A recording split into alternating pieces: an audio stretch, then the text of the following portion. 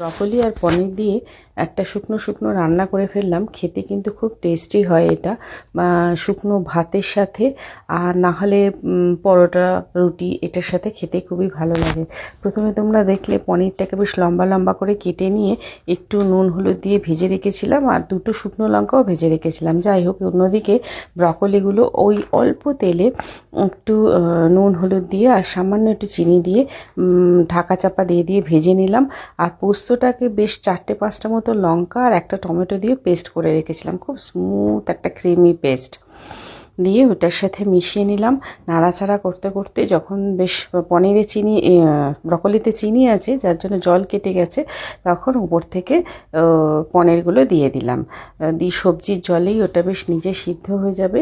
আর একদম একটা বেশ ঘন ক্রিমি টেক্সচার এসে যাওয়ার পরে ওটা নাবিয়ে নিতে হবে। নাবিয়ে গরম গরম সার্ভ করলে তো খুবই ভালো, না হলে যাই হোক ঠান্ডা হলেও খেতে কিন্তু ভালোই লাগে। তোমরা জানিও এইরকম রান্না তোমাদের কেমন লাগলো, অবশ্যই কমেন্টস করো।